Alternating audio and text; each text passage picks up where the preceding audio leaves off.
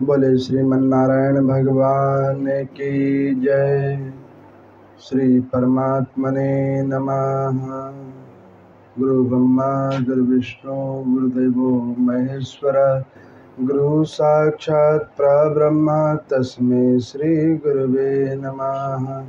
मंगलम भगवान विष्णु मंगलम गुरुदेव मंगलम पुंडरीकाक्ष मंगलाय तनोहरि। हरे कृष्णा कृष्णा कृष्णा हरे हरे, हरे राम राम राम हरे हरे। श्री विष्णु पुराण जी की अमृतमय कथा, जिस कथा की श्रृंखला में आज तृतीय दिवस की कथा है। इस अधिक मास के अंदर में, पुरुषोत्तम मास के अंदर में भगवान श्री हरि की उस लीलाओं का रसास्वादन करने को आप और हम सब लोग एकत्रित हुए हैं, जिसको सुनकर जीवात्मा परम पद और मुक्ति को प्राप्त करता है।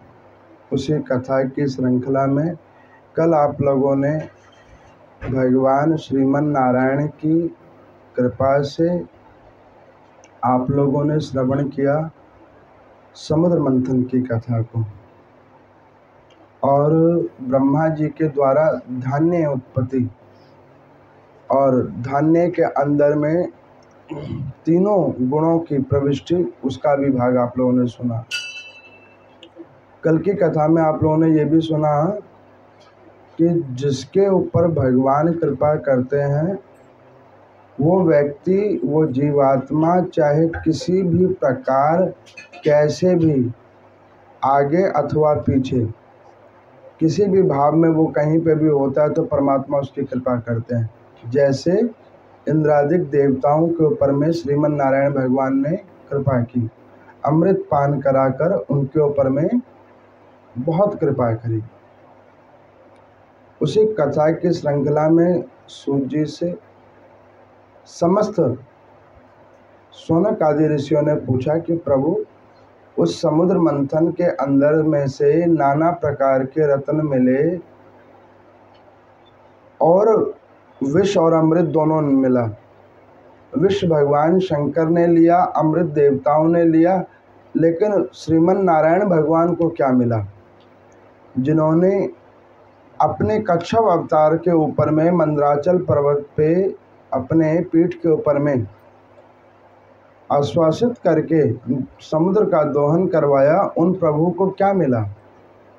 तो यहाँ पर मैं कहते हैं कि जहाँ पर प्रभु जीव आत्मा के ऊपर कल्याण करने के लिए नाना प्रकार के अवतार लेते हैं, वहाँ पे प्रभु जीव आत्मा से किसी भी प्रकार की वस्तु विशेष की इच्छा नहीं करते। वो तो जीवात्मा के भाव के ऊपर में रीझ कर उनके ऊपर कृपा करने के लिए आ जाया करते हैं। वस्तुत रूप में उन्होंने कहा कि समुद्र मंथन के अंदर में भगवान श्रीमन नारायण जी को लक्ष्मी जी प्राप्त हुई, लक्ष्मी जी प्राप्त हुई।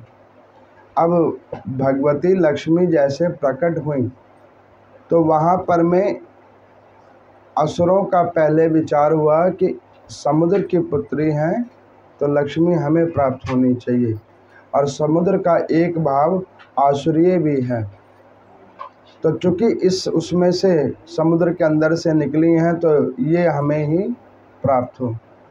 लेकिन भगवान श्रीमन नारायण की माया कि श्री का वास वहीं पे हो सकता है जहाँ पर श्रीमन नारायण का वास होता हो। प्रभु का वास वहीं हो सकता है जहाँ पर में व्यक्ति श्रद्धा और भक्ति के साथ परमात्मा का भजन करता हो, और जहाँ पर परमात्मा का वास होता है वहीं पे भगवती लक्ष्मी का वास होता है। तो लक्ष्मी जी ने नारायण भगवान को प्राप्त किया, तो समुद्र मंथन से वो निकली तो उनका एक नाम सुरासनी भी रखा गया, समुद्र के अंदर से निकलने के कारण। तो इस प्रकार से ब्रह्मा जी ने नारद जी को और सूत जी ने मैत्रेय जी को ये कथा सुनाई कि ये समुद्र मंथन जीवात्मा के अपना मंथन की कथा है, जिसमें व्यक्ति अपने जीवन का मंथन करता है और उसमें पाप और पुण्य को मथ कर देखता है कि उसने अपने जीवन में किस किस चीज़ की प्राप्ति की। अब आज की कथा के अंदर में मैत्रेय जी ने पराशर जी को पूछा कि प्रभु, इस प्रकार से समुद्र का मंथन हुआ, पृथ्वी लोक के ऊपर में नाना प्रकार की जीव आत्माओं की उत्पत्ति हुई। अब कृपा करके आप हमें इस पृथ्वी लोक के ऊपर में भगवान के कुछ पावन चरित्रों की कथा को श्रवण कराएं। श्री हरि के उन पावन चरित्रों का वर्णन करें जिसमें हरि भगवान की कृपा की अनुभूति होती हो। तो कहने लगे कि देखो, विष्णु पुराण के 11वें अध्याय के अंदर में, प्रथम खंड के 11वें अध्याय के अंदर में ब्रह्मा जी के द्वारा उत्पन्न मनवंतरों की कथा है। और उस मनवंतरों के अंदर में प्रभु ने नाना प्रकार की लीलाएं की हैं। तो सर्वप्रथम वो 11वें अध्याय के अंदर में स्वयं भू मनु की कथा सुना रहे हैं। ब्रह्मा जी के एक मनु नाम वाले भी वंशावली उत्पन्न हुई है। उन मनु जी के यहाँ पर कई बार भगवान श्रीमन नारायण ने नाना प्रकारेण रूप से अवतार लिया है और भगवान के भक्तों का भी अवतार हुआ है कई बार। तो यहाँ पर में स्वयंभू मनु उस सतयुग के अंदर में जिनके 2 पुत्र थे, प्रियव्रत और उत्तानपाद, ये विष्णु पुराण की प्रथम भक्त चरित्र की कथा है। तो उसमें से प्रियव्रत जो थे वो भगवान श्री हरि के अनन्य भक्त थे। वो ऐसे भक्त थे कि जिन्होंने अपना जीवन हरि समर्पित कर रखा था। तो स्वयंभू मनु जी ने उत्तानपाद जी को अपना राज्य दिया था, क्योंकि प्रियव्रत जी का राज्य संभालने में इच्छा नहीं थी, उनकी विरक्ति थी, वो सांसारिक और भौतिक संसाधनों से परे थे। तो उन्होंने राज्य को संभालना उचित नहीं समझा। उन्होंने अपना जीवन को परमात्मा को सुप्रत करना श्रेष्ठकर समझा। तो उन्हीं उत्तानपाद जी की 2 पत्नियां थी, सुनीति और सुरुचि, जिसमें सुनीति से ध्रुव जी महाराज थे और सुरुचि से उत्तम थे। अब यहाँ पर में ये विष्णु पुराण की भक्त चरित्र की प्रथम कथा है, जिसमें ध्रुव जी का पावन चरित्र का वर्णन है, जिसको प्रथम 4 अध्यायों के अंदर में पराशर मुनि जी ने मैत्रेय जी को सुनाया है कि भक्त कैसा होना चाहिए और प्रभु किस प्रकार से अपने भक्त के ऊपर कृपा करते हैं। ये 11 से लेके 15 अध्याय के अंदर में इस ध्रुव चरित्र को वर्णन किया गया है। अब यहाँ पर मैं उन उत्तानपाद जी के जो छोटी स्त्री थी सुरुचि, तो उनका उसके प्रति विशेष स्नेह था, जिनसे उन्हें एक पुत्र संतान थी जिनका नाम था उत्तम। वस्तुत रूप में उन स्त्री से उनका ज़्यादा स्नेह था, तो स्वाभाविक है उनके संतान के प्रति भी उनकी ज़्यादा उदारता थी। एक दिन ऐसे ही राज्य भवन के अंदर में सुरुचि और उनके पुत्र उत्तम वहाँ पर बैठकर कोई विचार गोष्ठी कर रहे थे। तो सिंहासन के ऊपर बैठे महाराज प्रियव्रत के भाई उत्तानपाद, जिन्होंने अपने छोटी स्त्री उसके बच्चे को अपने गोद में ले रखा था और गोद में लेकर विचार गोष्ठी हो रही थी किसी वार्ता के ऊपर में। इतने में ही ध्रुव जी महाराज कहीं पे खेल रहे थे और खेलते खेलते वो एकदम से राजमहल के अंदर आए और उन्होंने देखा कि उनका भाई उत्तम अपने पिता के गोद में बैठा हुआ है, पिता के गोद में वो बैठा हुआ है। अब इस स्थिति को देखकर उनकी भी इच्छा जागृत हुई और उन्होंने जाकर अपने पिता को कहा कि हे पिताजी, आपने मेरे भाई उत्तम को अपनी गोद में बिठा रखा है और एक बार मुझे भी गोद में उठा लें।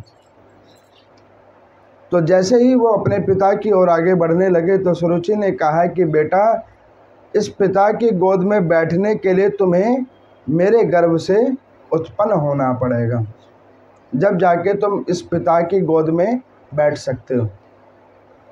इस बात को सुनकर उनको बड़ा मन से ग्लानिन भाव हुआ कि पिता तो वो मेरा भी है और पिता वो मेरे भाई का भी है, लेकिन पिता के भाव विशुद्ध नहीं है।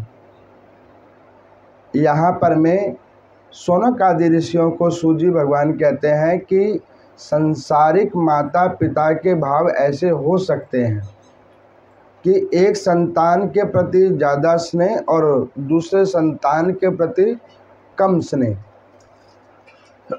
लेकिन वस्तुत रूप में जो परम पिता परमात्मा है उसके लिए उसकी सारी संतान बराबर हैं। जो बोल पा रहा है उसके लिए भी और जो नहीं बोल पा रहा उसके लिए भी। भगवान उन मूकों का भी है जो बोल नहीं सकते और भगवान उनका भी है जो बहुत ज़्यादा बोलते हैं। परमात्मा के लिए सब समान है। अब उस बच्चे के मन में बड़ा ग्लानिन भाव हुआ और वो ग्लानिन भाव लेकर वो अपनी माता सुनीति के पास में गया। यहाँ पर मैं पराशर जी मैत्रेय जी को कहते हैं कि देखो, बुद्धि दो प्रकार की होती है, सुनीति और सुरुचि।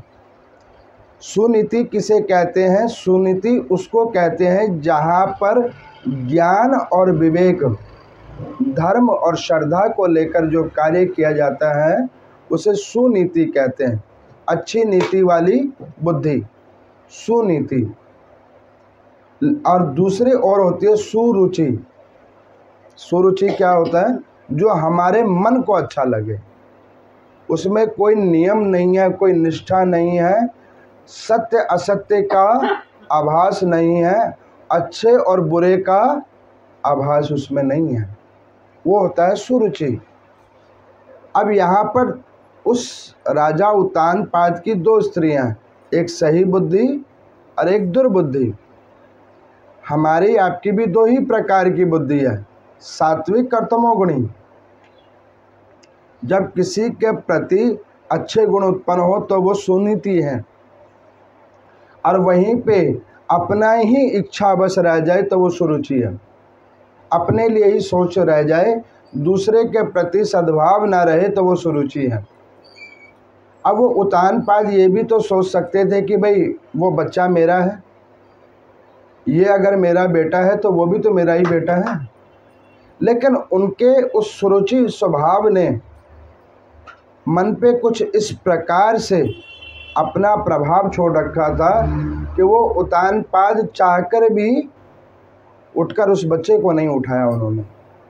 अब वो बच्चा रोता हुआ अपनी माता सुनीति के पास गया और माता को उसने कहा कि माता, मेरे को पिता की गोद में बैठना था और छोटी माँ ने मुझे इस प्रकार से ये व्याख्यान किया। एक बार एक बच्चे को स्कूल के शिक्षक ने क्रोध में आकर एक थप्पड़ मारा उसके कुछ अनैतिक कार्य के पीछे। उसकी माँ स्कूल पहुंच गई लड़ाई करने के लिए कि हम तुम्हें 7,000 रुपये 10,000 रुपये महीने का फीस देते हैं बच्चे को थप्पड़ मारने के लिए। अब उस मास्टर ने कहा कि भैया, तुम्हारे बच्चे ने अनैतिक कार्य किया है, उसको सुधारने के लिए ये उसे दंड दिया गया है। तो उन्होंने कहा ये हमें नहीं पता, लेकिन हमने 10,000 रुपये जो आपकी फ़ीस भरी है, क्या इसीलिए भरी है कि आप हमारे बच्चे को मारो? तो उस मास्टर ने कहा कि मैं तो अब नहीं मारूंगा, लेकिन ये ध्यान करके रखना, ऐसे 10,000 नहीं 10 लाखों भी लगा लोगे तुम्हारा बच्चा अब नहीं सुधरेगा। जहाँ पर गुरु की दी हुई दीक्षा का आभासी ना होता हो, उनके क्रोध रूपी कृपा की पात्रता ही व्यक्ति ना लेना चाहता हो, तो वो व्यक्ति का उद्धार कैसे होगा? उद्धार नहीं होगा उसका। अब इस प्रकार से माँ ने सुना तो माँ ने कहा कि बेटा ये बिल्कुल ठीक कहती है, जो तुम्हारी छोटी माँ है बिल्कुल ठीक कहती है कि भगवान का भजन करो, उनका कीर्तन करो और ऐसी कुछ उपलब्धियों को एकत्रित करो जो तुम ऐसे प्रतापी राजा की गोद में बैठने के लायक बनो। अब यहाँ पर अगर दूसरी कोई महिला होती तो वो जाके लड़ लेती कि भाई क्यों, राजा तुम हो तो रानी हम भी तो हैं और पिता भी तुम हो। लेकिन उन्होंने वो नहीं किया, क्योंकि सुनीति है। सुनीति वाला जीव कैसा होता है? जो परमात्मा के द्वारा दिए गए हर परिस्थिति में अपने आप को ढाल ले, वो सुनीति वाला व्यक्ति है। वो भगवान से कंप्लेंट जाके ना करे कि प्रभु आपने मुझे ये नहीं दिया, आपने वो नहीं दिया, या मेरे जीवन में सारा दुख दे दिया।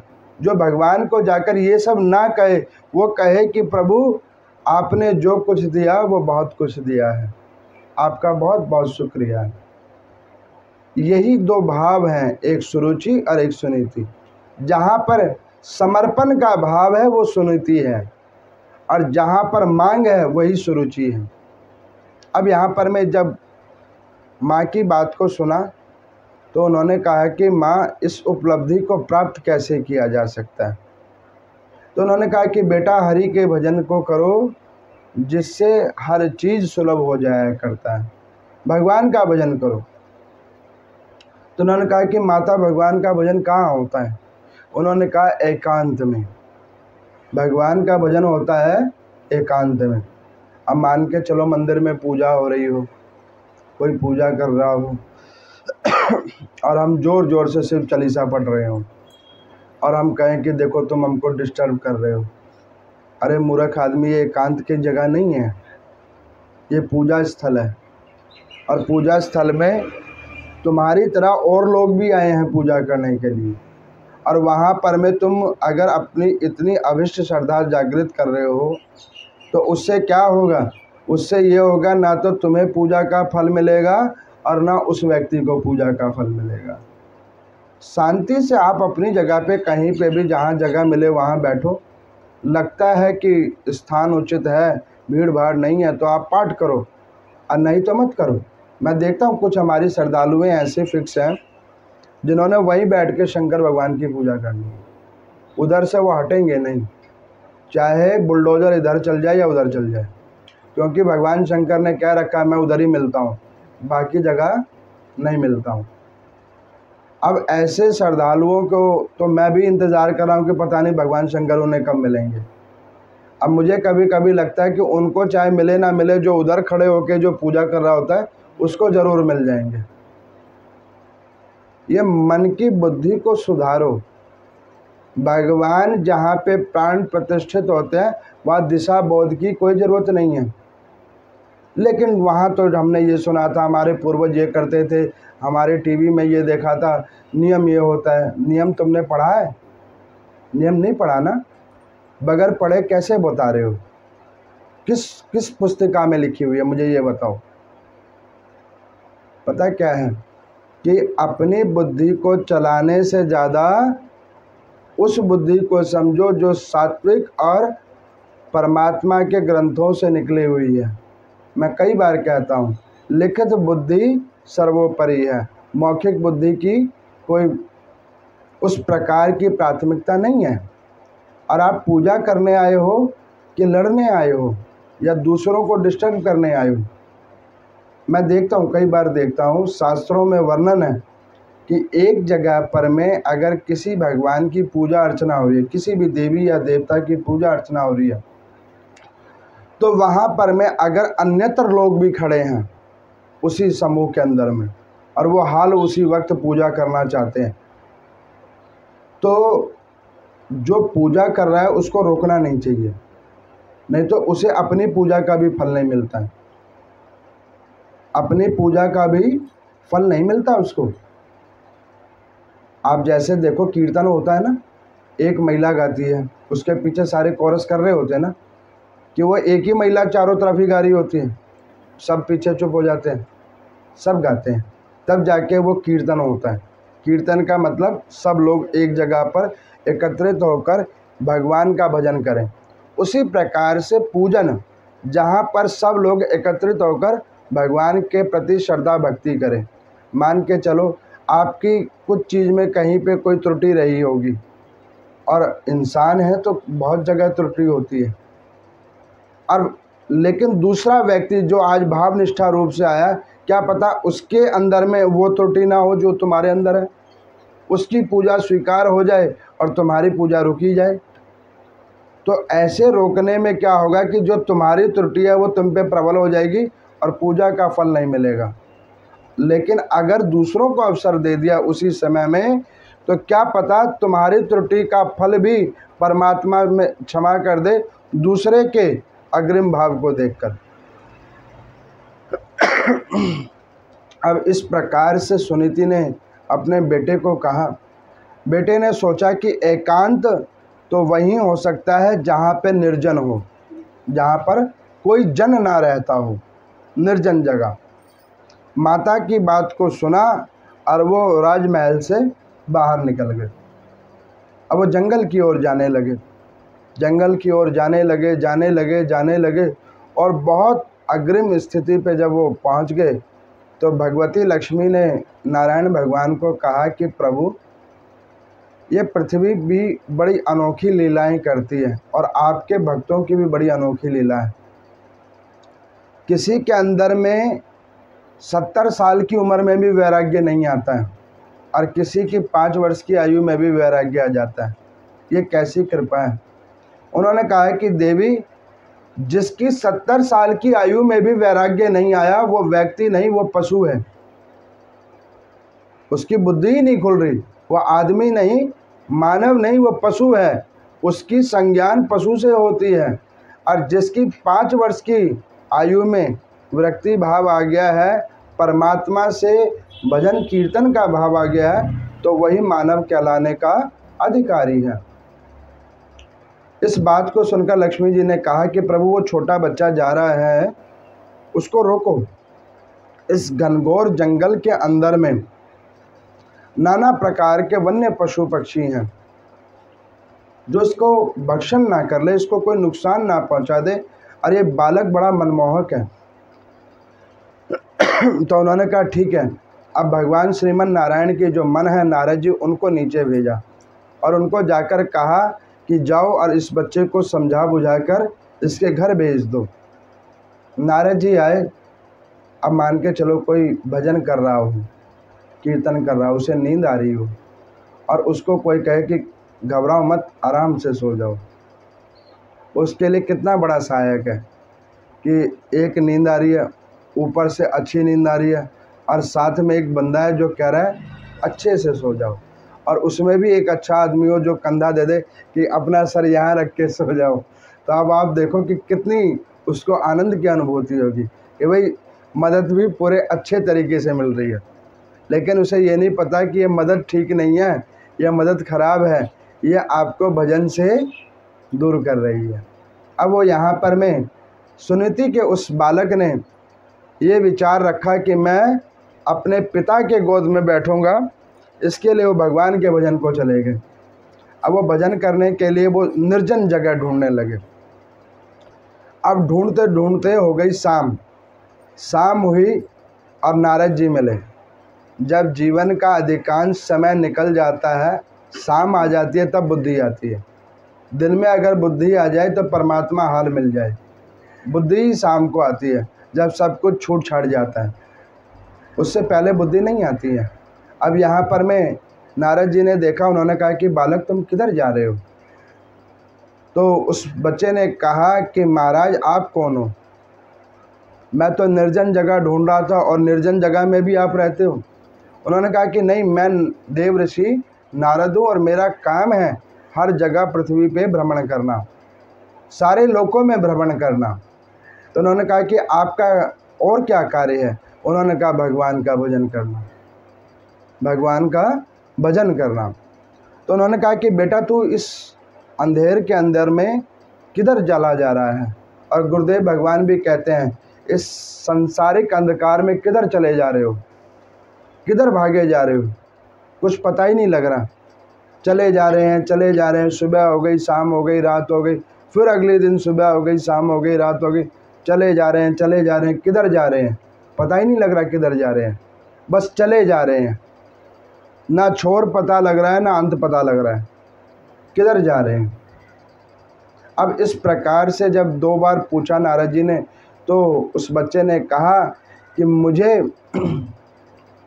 भगवान का भजन करने जाना है ताकि मैं पिता के गोद के ऊपर बैठ सकूं।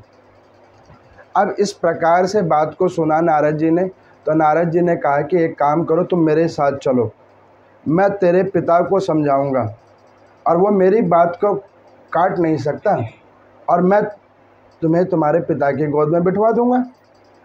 तो उन्होंने कहा कि नहीं नहीं, अब मैं किसी का सहायक बन के नहीं जाऊंगा, अब मैं ऐसी उपलब्धि प्राप्त करूंगा जिससे मेरा पिता ही मुझे कहे कि आ मेरे बच्चे तू मेरी गोद में आके बैठ।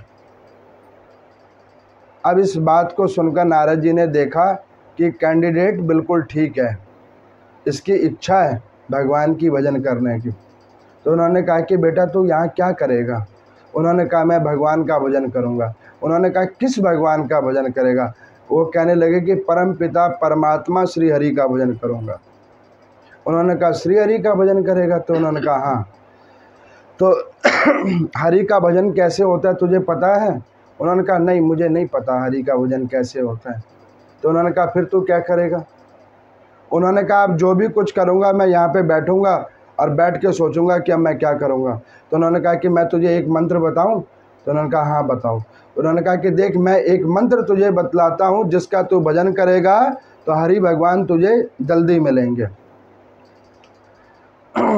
अब ये बात जब उसने सुना कि हरि भगवान इस क्रिया से कोई मंत्र के जाप करने से जल्दी मिलेंगे, वो बच्चा प्रसन्न हुआ, नारद जी के चरणों को प्रणाम किया और कहने लगा कि महात्मन पृथ्वी लोक के ऊपर में जीवन में जो सदमार्ग दिखा दे वो ऋषि वो गुरुजन गुरुदेव भगवान होते हैं। आपने मुझे सदमार्ग दिखाया है, आप मेरे गुरुदेव हो। नारद जी बड़े प्रसन्न हुए कि ये चेला बिल्कुल उत्तम है। अब उन्होंने कहा कि बेटा एक काम कर, ओम नमो नारायण का जाप कर, ओम नमो नारायण का जाप कर। अब ये विद्या उनको सिखाकर नारद जी चले गए।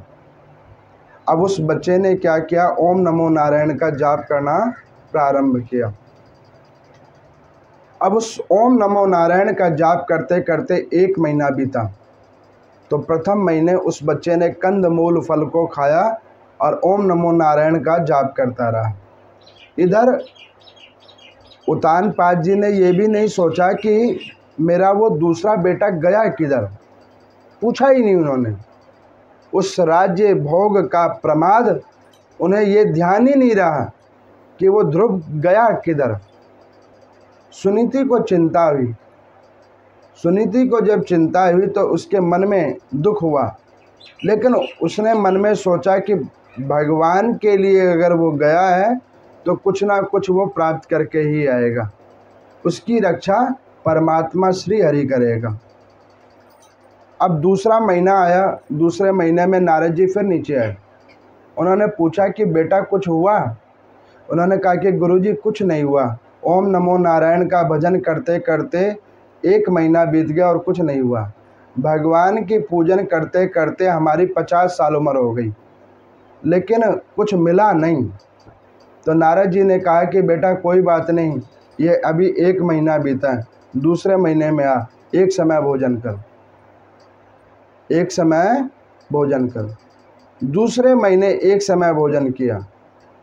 नारद जी ने कहा तीसरे महीने में आकर कुछ हुआ।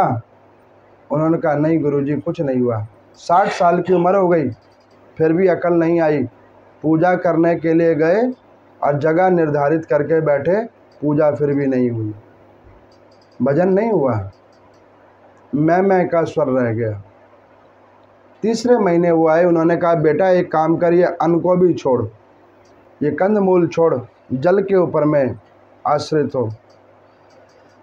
यहाँ पर मैत्रेय जी ने पराशर जी को पूछा कि प्रभु वो 5 वर्ष के बच्चे से क्या करवाना चाह रहे हैं। तो उन्होंने कहा कि वो 5 वर्ष के बच्चे को परमात्मा की दी गई वो सारी वस्तुएं जो एक मानव को जीवन संरक्षण के लिए चाहिए होता है, उससे भी वो मोह हटाना चाह रहे हैं। तो यहाँ पर मैत्रेय जी ने पराशर जी को पूछा कि प्रभु वो बच्चा बचेगा कैसे। यहाँ पे लोग श्रावण मास के 8 दिन 8 व्रत सोमवार का सुन के कईयों को चक्कर आ रहा है कि 8 रखेंगे कैसे, 8 कैसे रखेंगे। एक मुझे कहते कि पंडित जी इसमें तो फलियारी भी कर लेते ना, जो नवरात्रि में करते हैं। मैंने उनको बोला कि एक चीज़ बताओ, भगवान शंकर तुम्हारे को रात में सपने में आए थे कि तुम मेरे 8 व्रत रखना। उन्होंने तो नहीं कहा ना तुमको, तुम्हारा भाव उत्पन्न हुआ है तो तुम आए हो रखने के लिए। जब तुम्हारा भाव उत्पन्न हुआ है तो आए हो रखने के लिए, तो उसमें क्या सोच रहे हो ये खाना है कि ये खाना है। रखना उपवास है और खाना सब कुछ है, फिर क्यों उपवास रखना है। भगवान ये थोड़ी ना कह रहे हैं कि जिसने उपवास किया मैं उसी की सुनता हूँ। भगवान ने इसलिए नहीं कहा है, भगवान ने ये कहा है भाव शुद्ध करो, मैं तुम्हारी भी सुनता हूँ। अब यहाँ पर मैं उन्होंने कहा कि बेटा अब जल के ऊपर में आ जाओ। चौथा महीना आया, गुरुजी आए पूछने बेटा कुछ काम बना। 70 साल की आयु हो गई, अब शरीर में कुछ जाता आता नहीं है। पहले 5 रोटी खाते थे, अब 1 रोटी पे आ गए हैं। वो भी दिन में पार्ट करके खाते हैं, आधा सुबह आधा शाम। पानी के ऊपर ही रहना पड़ता है। अब पता नहीं इसमें भी कईयों को बुद्धि आती है कि नहीं आती है। अब चौथा महीना भी जब निकल गया तो उस बच्चे के मन में थोड़ी सी निराशा उत्पन्न हुई। नारद जी ने कहा कि बेटा तू घर चला जा, क्यों अपने जीवन को गंवाने आया है, तेरा शरीर दुर्बल होता जा रहा है। तो उसने कहा गुरुजी आपने मुझे दीक्षा दी थी किस चीज़ के लिए, भगवान की प्राप्ति करने के लिए या वापस घर भेजने के लिए। अब अगर मैं यहाँ से वापस घर जाऊँगा ना तो मैं कहीं का भी होके नहीं रहूँगा। मेरी माँ जब मुझसे पूछेगी कि बेटा तो 4 महीने से गया था भगवान का भजन करने के लिए, तो उस 4 महीने में तूने क्या प्राप्त किया। 4 महीने भी गवा लिए और तुझे मिला भी कुछ नहीं। जब हम जाएंगे परमात्मा के दरवाजे तो वो परमात्मा भी हमसे पूछेगा कि उम्र भी पूरी भोग ली और पाया भी कुछ नहीं। क्या करने के लिए गए थे पृथ्वी लोक पे, क्या पाने के लिए गए थे, क्या मुख के स्वादन के लिए, शारीरिक सुखों के लिए या भौतिक संसाधनों के लिए तुम पृथ्वी लोक पे गए थे। तुम इस चीज़ के लिए तो नहीं गए थे ना, तुम तो अपने कर्म को भोगते हुए मुझे प्राप्त करने के लिए गए थे। अब इस प्रकार से इस बात को सुनकर नारद जी बड़े प्रसन्न हुए। उन्होंने कहा बेटा अब एक काम कर, तो पानी भी छोड़ दे, निर्जल व्रत करना शुरू कर। अब कोई निर्जल व्रत करे और कहे कि पंडित जी रहा ना जाए तो क्या बीच बीच में थोड़ा थोड़ा पानी ले ले। भाई व्रत निर्जल है तो पानी कैसे लोगे, और नहीं तो व्रत मत रखो। ध्रुव जी ने सुना गुरुदेव की वाणी और वो कहने लगा कि ठीक है गुरुजी, अब मैं निर्जल व्रत करूँगा। जैसे ही बच्चे ने निर्जल व्रत का प्रण कर लिया, अब श्रीमन नारायण भगवान के पास नारद जी हाल पहुंच गए। इसी को गुरुदेव कहते हैं। उन्हें हर शिष्य की ऊपर में पूरा ध्यान होता है कि मेरा बच्चा क्या कर रहा है, और वो इतने ध्यान के अंदर में होते हैं कि उसे ये पता है कि इसके साथ कोई ऐसी समस्या ना हो जाए। आप देखते हो ना कई बार कई संत कुछ ही कल्पों में बहुत ज़्यादा रोग अवस्था ग्रसित हो जाते हैं, वो अपने शिष्यों का रोग कष्ट अपने ऊपर ले लेते हैं। अब वो नारद जी गए और भागते हुए वैकुंठ पहुंच गए। लक्ष्मी जी को देखा और हाल प्रभु के पास पहुंच गए। लक्ष्मी जी ने पूछा कि क्या बात है नारद जी, इतने घबराए हुए क्यों हो आप। तो वो माँ भगवती की वार्ता को सुनकर उन्होंने कहा कि देवी हे माते, आज मेरे एक स्टूडेंट का एग्ज़ाम है और मैंने उसको अच्छे से पढ़ाया है, वो पेपर में फ़ेल नहीं होना चाहिए। मैं उसके एग्ज़ामिनेशन हॉल से भाग के आपके पास आया हूँ कि वो बच्चा फ़ेल नहीं होना चाहिए। अब इस बात को सुना, लक्ष्मी जी ने कहा कि जिसके मास्टर नारद जी हों वो बच्चा फ़ेल कैसे होगा। अच्छे शिक्षक से जिसने अध्ययन किया हुआ है वो बच्चा कभी फ़ेल नहीं हो सकता। सही पुस्तकों का जिसने अध्ययन किया है वो बच्चा कभी फ़ेल नहीं हो सकता। अब इस प्रकार से जब कहा तो नारायण भगवान हंसते हुए नेत्र को खोला। हंसते हुए जब उन्होंने नेत्र को खोला तो लक्ष्मी जी ने पूछा कि प्रभु आप हंस क्यों रहे हो। तो भगवान ने कहा कि मैंने सोचा था कि मैं 1-2 दिन बाद जाऊं, लेकिन नारद जी को कुंठित होता हुआ देखकर अब मैंने सोच लिया कि मैं अभी जाऊंगा नीचे, बिल्कुल अभी मैं जाऊंगा। भगवान श्रीमन नारायण वैकुंठ से नीचे पृथ्वी लोक के ऊपर में आ गए, अर्धरात्रि के अंदर में आए। अब इधर ध्रुव जी को देखा कि वो अचेत होने की अवस्था में आ रहे हैं।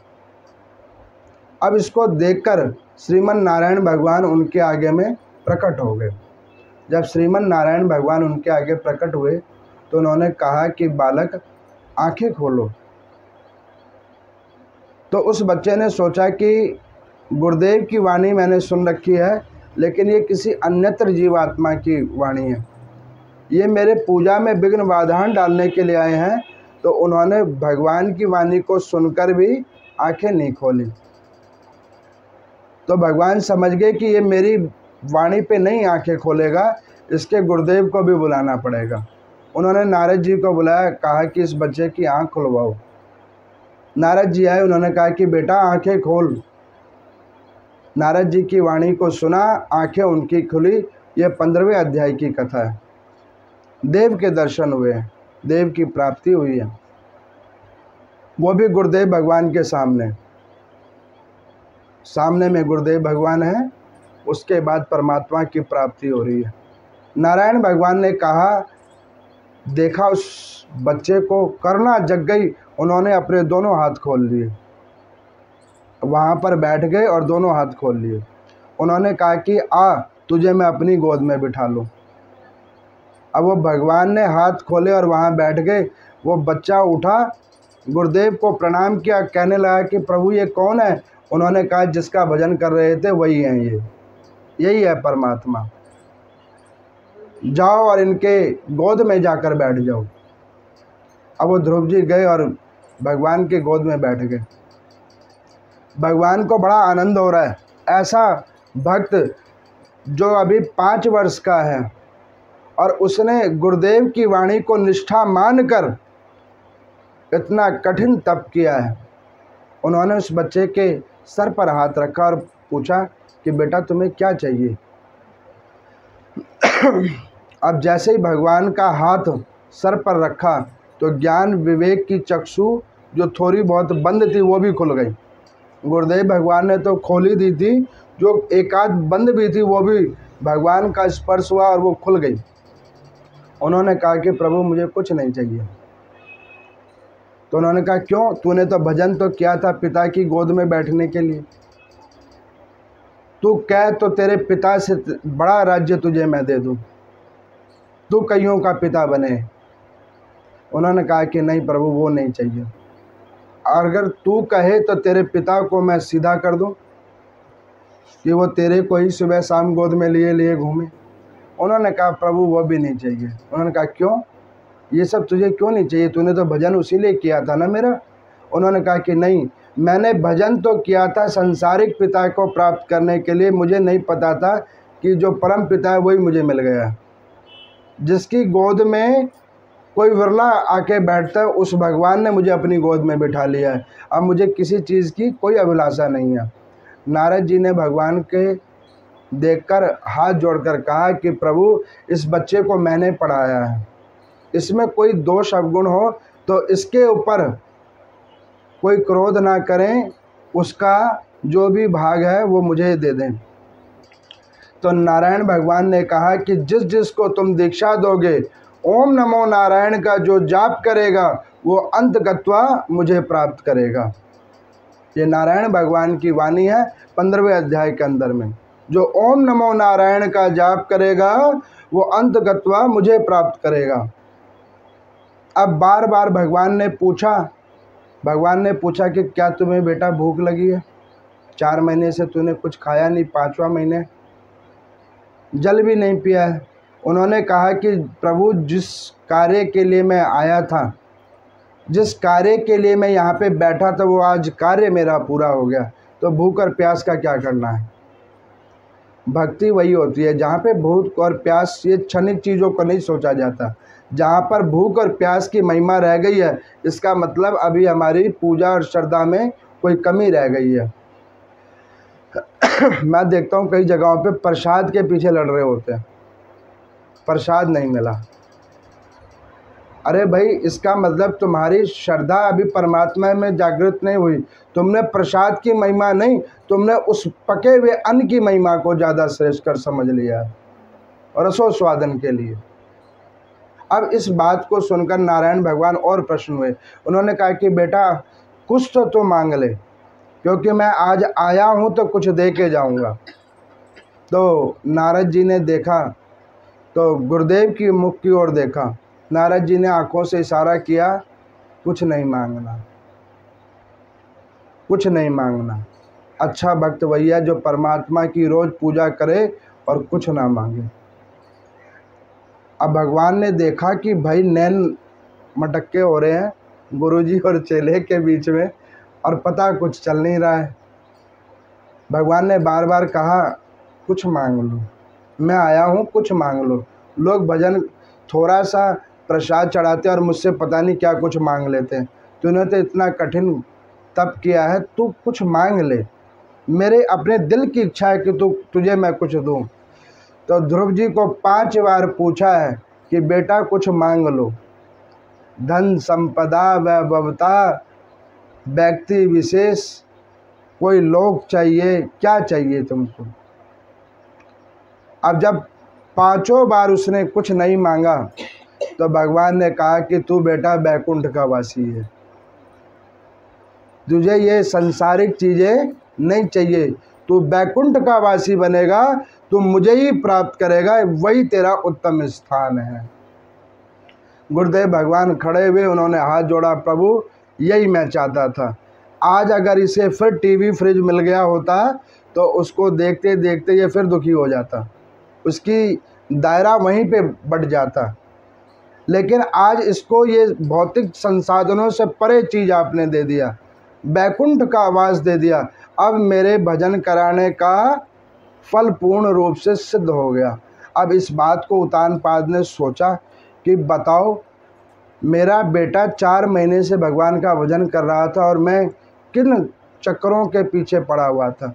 आज उसे हरि भगवान के दर्शन हुए हैं और मैं एक जनानी के मोह के पीछे ये क्या करता रह गया।